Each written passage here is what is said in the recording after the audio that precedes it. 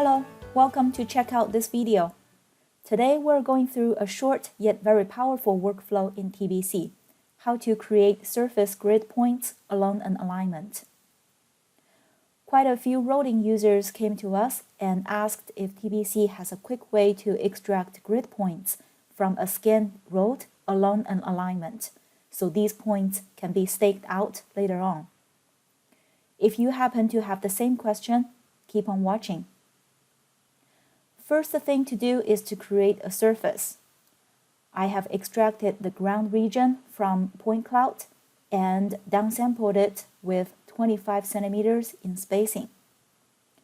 I will select this region and create a surface with it.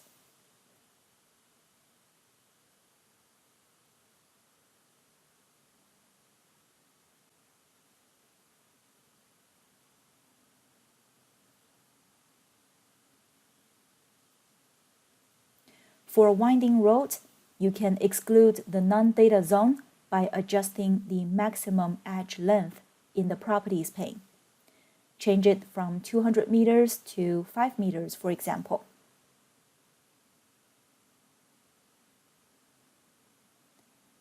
Looks better.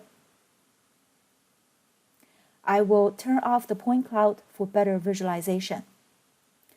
Next, we need to create an alignment.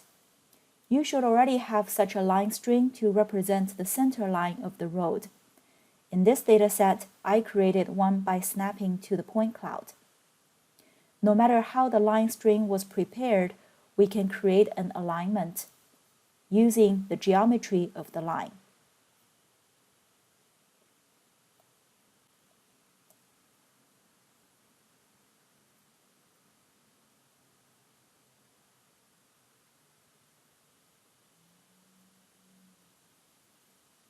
It doesn't need further editing, so close the editor window.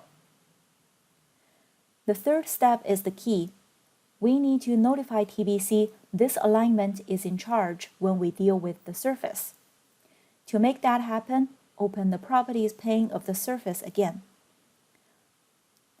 For the horizontal alignment field, select the new alignment from the list. Rebuild the surface if you didn't pick Auto Rebuild method. Time to extract grid points. Go to the Surfaces tab and open the command of Elevation Grid. Select the surface to work on. Assign a layer for the upcoming grid points. The text style controls how these points are labeled. I recommend using a small enough text height to avoid label overlapping. Then put in the desired grid spacing, for example, 2 meters. And change the decimal precision as needed.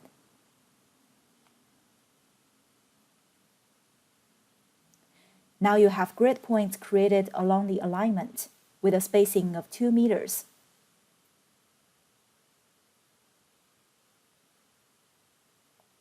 Sometimes users only want dense spacing at each cross-section, but sparse spacing along the profile.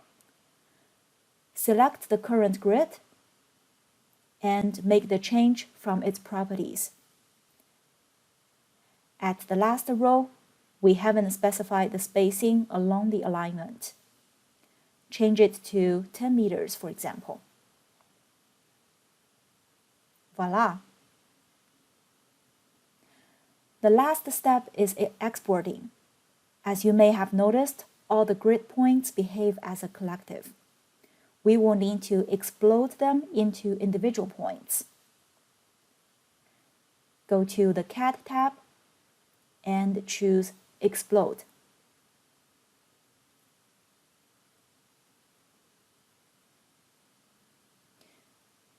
"325 points are now created.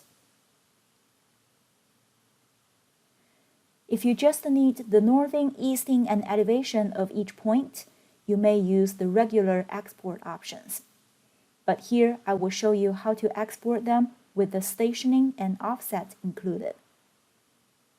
go to the Corridors tab and open the Station Offset Elevation command.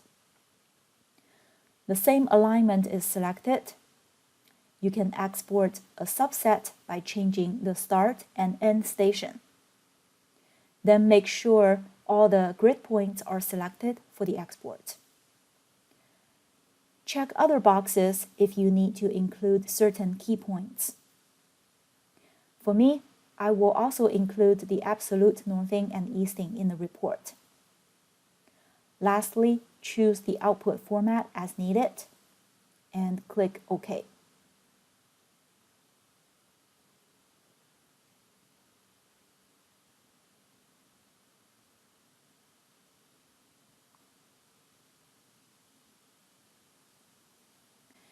In this report, you now have individual grid points listed, ready for stakeout or further investigation. Hope it helps. Thank you for watching.